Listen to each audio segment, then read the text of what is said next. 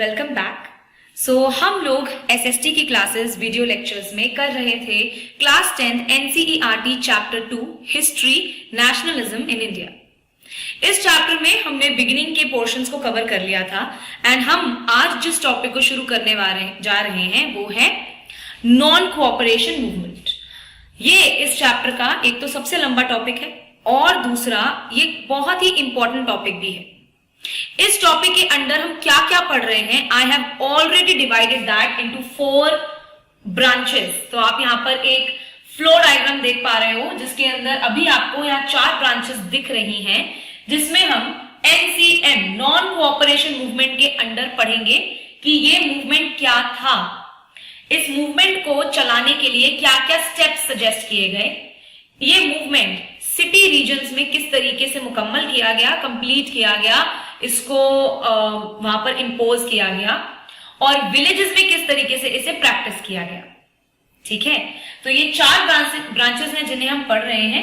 Obviously सारी branches एक साथ एक ही वीडियो लेक्चर में नहीं होंगी, but you people need to pay attention and understand all of these points very carefully, क्योंकि ये बहुत ही ज्यादा इंपॉर्टेंट टॉपिक है।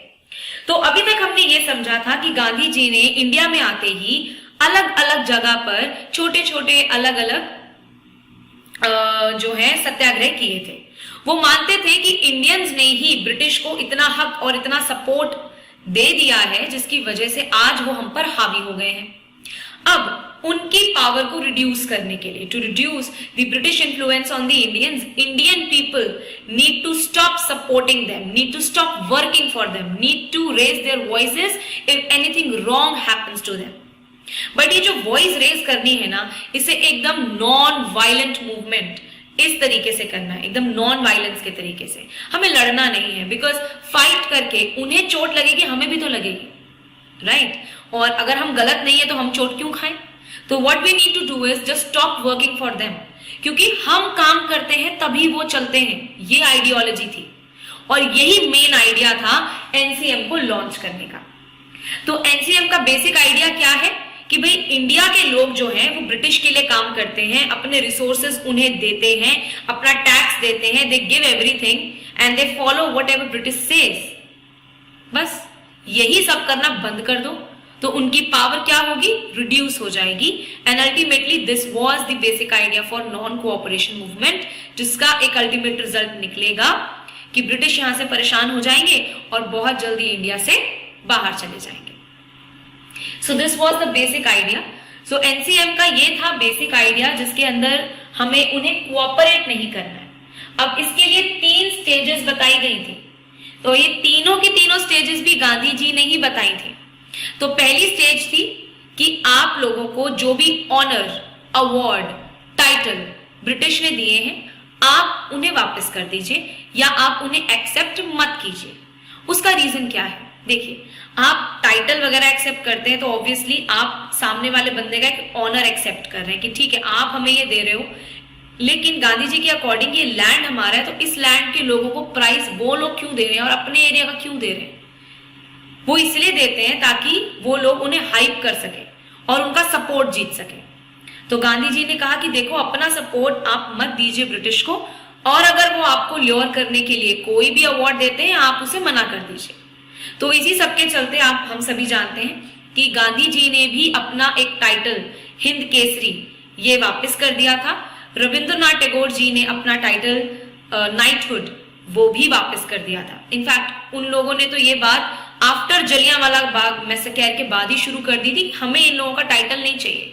ये एक तरफ कुछ इंडियंस को ऑनर कर रहे हैं और दूसरी तरफ बाकी मासूम इंडियंस को मार रहे हैं। This is not fair. So the first step was to give away, to return back all your awards, honors and titles. Step number 2, stop going for work and education in British made institutions. इससे उन्हें economical loss होगा।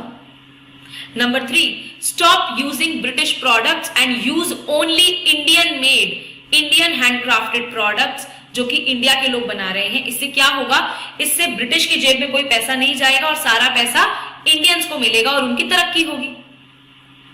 इसी के साथ साथ गांधी जी जानते थे कि अगर ये मूवमेंट लॉन्च किया गया तो ब्रिटिश जरूर कोई ना कोई प्लानिंग करेंगे और कोई ना कोई हार्श रूल जरूर इंडियंस के ऊपर अप्लाई कर देंगे। इसके लिए गांधी जी ने एक और स्टेप भी सुझाया, यानी कि एक फोर्थ स्टेप जो कि ऑप्शनल था। वो ये था कि अगर मूवमेंट के दौरान इंडियंस नॉन वायलेंट है दैट इज फाइन, बट अगर ब्रिटिश अननेसेसरीली वायलेंट हुए, जानबूझकर इंडियंस को मारा, तो उसके बाद एक फोर्थ स्टेप अपने आप लॉन्च हो जाएगा जो कि होगा लॉ ब्रेकिंग, यानी कि लॉ को तोड़ना शुरू कर देंगे हम। देखिए, हमें इतना मजबूर मत कीजिएगा कि हम लॉ तोड़ने पर आ जाए। हम नॉन वायलेंस पर बैठेंगे, प्रोटेस्ट पर बैठेंगे, तो आप भी नॉन वायलेंस को ही फॉलो कीजिएगा। आपको हमारी बात जब सही लगे उसे मानिए और उसके ऊपर एक्शन लीजिए। So these were the three main stages plus an additional stage, the fourth stage, जिसके अंदर गांधी जी ने पहले ही बोल दिया था कि हम लॉ तोड़ेंगे। हालांकि एनसीएम में एज सच लॉ तोड़ने वाली हरकत ऑफिशियली नहीं की गई थी। अनऑफिशियली ऑब्वियसली कई लोगों को लग रहा था कि लॉ तोड़ दो, क्या फर्क पड़ता है, बट ऑफिशियली गांधी जी की साइड से ये डायरेक्शन नहीं थी कि लॉ तोड़ा जाए, और ये दिया भी नहीं गया था। इसके बाद सिटीज और विलेजेस में कैसे कैसे एनसीएम फॉलो हुआ, ये चीज हम समझेंगे। तो पहले हम नोट कर लेते हैं पहले दो steps. So as you can see I have even written the session where the NCM was adopted. I hope आप लोगों को याद होगा, लास्ट वीडियो लेक्चर में वी पीपल डिस्कस्ड कि नागपुर सेशन में finally Congress and other members जो मूवमेंट प्लान कर रहे थे, जो actually planning committees and meetings का पार्ट रहे हैं, उन लोगों ने एनसीएम एंड खिलाफत मूवमेंट इसके साथ जुड़ा हुआ था, जो कि मुस्लिम सेंट्रिक मूवमेंट था, उसे एक्सेप्ट कर लिया था in the Nagpur session in December 1920। So the session area, session date, time period is very important. Basic idea क्या था? Basically movement was to stop cooperating with British so that उन लोगों को कुछ economic, social and political losses हो, जिसकी वजह से, उन लॉसेस की वजह से वो ये जान जाए कि अब इंडियंस को कंट्रोल करना इट इज नॉट पॉसिबल, और वो रियलिटी ग्राउंड्स पर अगर डिसीजंस लें इंडियंस के लिए तो वो एक सही और अच्छे डिसीजंस लें, ना कि एक सेल्फिश डिसीजन लें जिनका फायदा सिर्फ ब्रिटिश एंड ब्रिटेन को हो रहा हो। So these are the three stages that I talked about. There were three steps suggested by Gandhi ji to follow NCM. अब मूवमेंट उनका था तो obviously the basic idea and planning of how the movement should work वो भी गांधी जी की तरफ से ही suggest की गई थी। पहला स्टेप था कि अपने जो भी टाइटल, अवार्ड और प्राइजेस हैं आप वो ब्रिटिश को वापस दे दीजिए, क्योंकि वो आपको इसीलिए ही दिए गए हैं ताकि वो आपको अपनी तरफ अट्रैक्ट कर सके कि नहीं भाई ब्रिटिश जो हैं अवार्ड भी देते हैं। लेकिन ये कैसे रिस्पेक्ट हुई? एक तरफ तो आप कुछ इंडियंस को अवार्ड दे रहे हो और दूसरी तरफ हजारों इंडियंस को आप जलियांवाला बाग में मार कर आ गए just because they were celebrating a festival. दूसरा, हमें ब्रिटिश के इंस्टीट्यूशन में काम करना बंद करना है। अब ये इंस्टीट्यूशंस कौन से हैं? हम सब जानते हैं कि ब्रिटिश ने यहाँ पर बहुत सारी फैक्ट्रीज खोली थी, स्पेशली कॉटन मिल्स। इसके अलावा बहुत सारे plantations like T, coffee, Indigo plantation, ये सब भी ब्रिटिश के अंडर वर्क कर रहे थे। तो गांधी जी चाहते थे कि जो इंडियंस हैं वो इन सभी एरियाज में काम करना बंद कर दें। इससे क्या होगा? इससे ब्रिटिश को इकोनॉमिकल, फाइनेंस का नुकसान होने वाला था। इसके अलावा ब्रिटिश एजुकेशन भी ना ली जाए। अब प्रॉब्लम क्या थी कि ब्रिटिश एजुकेशन में यह सिखाया जाता था कि जो अच्छे हैं वो ब्रिटिश हैं और जो बेस्ट लैंग्वेज है वो इंग्लिश है। कायदे से वो देखा जाए तो इंडिया में अप्लाई भी होने लगी। लोगों का तौर तरीका, इवन ड्रेसिंग सेंस भी बदल गया। उस टाइम पर लोग टाई लगाना, पैंट शर्ट पहनना, इसको प्राइड उस तरीके से लेने लगे कि वाह भाई पैंट शर्ट पहन के जाता है फैक्ट्री में काम करने। तो गांधी जी नहीं चाहते थे कि हम हमारे कल्चर, हमारी एसेंस को उनकी वजह से खो दें। वो समझते थे कि ये जो ब्रिटिश हमें ये जो सिखा रहे हैं ना, ये इसीलिए नहीं सिखा रहे हैं कि ये हमें कुछ नया तरीका बता पाए। ये हमें अपनी एजुकेशन इसलिए दे रहे हैं ताकि अपनी भाषा में, अपने तरीके से हमसे मजदूरी करवा सके। दूसरा और third step, boycotting British products. British का सामान खरीदना बंद कर दीजिए, क्योंकि पहली बात तो वो सारे रॉ मटेरियल इंडिया से लेते हैं।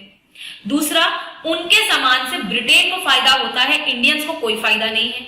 यहां के फार्मर को फिर भी लो प्राइस मिलता है, यहां पर इंडियंस को फिर भी टैक्स भरना पड़ता है, तो फिर हम उनका सामान क्यों खरीदें? इससे बेटर इंडिया का सामान खरीदो। इससे क्या होगा? इससे इंडियंस की इनकम बढ़ेगी और ब्रिटिश की इनकम कम हो जाएगी। इसके बाद एक लास्ट स्टेप भी एक वार्निंग की तरह गांधी जी ने ब्रिटिश को बताया कि अगर ब्रिटिश इस मूवमेंट के दौरान किसी भी इंडियन को हार्म करते हैं जानबूझकर, तो वो लोग रूल ब्रेक करना शुरू कर देंगे, जो लॉ बने हुए हैं उन्हें तोड़ना शुरू कर देंगे। वैसे तो Gandhi ji rules and laws के बहुत पक्के थे, उन्होंने कभी भी लॉ ब्रेकिंग को प्रमोट नहीं किया। भले पिट जाओ, जेल चले जाओ, लेकिन लॉ मत तोड़ो। खुद सच्चे हो तो सच्चाई अपने आप दिख जाएगी, ठीक है। लेकिन यहां गांधी जी ने खुद बोला कि अगर आपने लॉ तोड़ा, आपने जानबूझ के किसी को हार्म किया, तो फिर लॉ तोड़ने से हम भी पीछे नहीं हटेंगे, ठीक है। हम लोग नॉन वायलेंस मूवमेंट कर रहे हैं because we are truthful, not because we are cowards. तो आप हमारी पावर भी देख लीजिएगा, फिर अगर आप हमें पीटेंगे तो फिर हमारी पावर भी देखना क्या होगी, ठीक है। और इस मूवमेंट में, ये पैन इंडिया मूवमेंट था, पूरे इंडिया में था, तो काफी लोगों ने पार्टिसिपेट किया। इसके साथ साथ एनसीएम खिलाफत मूवमेंट के साथ लॉन्च किया गया था, तो जाहिर सी बात है कि even Muslim people were also huge part of this movement. और यहाँ पर लोग काफी खुश थे क्योंकि ऑलरेडी गांधी जी के जो छोटे सत्याग्रह थे वो काफी अच्छा फ्रूटफुल रिजल्ट देके गए। इसके अलावा लोगों को उम्मीद थी कि इससे कोई ना कोई रिजल्ट निकलेगा, और Gandhi ji was such an influential personality. उनकी बात कांग्रेस के बड़े बड़े लोग मान रहे हैं, ब्रिटिश उनके आसपास घूमते हैं, गांधी जी सजेशंस लेने लोग आते हैं, तो people of India were really happy कि ऐसा कोई मूवमेंट के अंदर वो पार्टिसिपेट कर रहे हैं।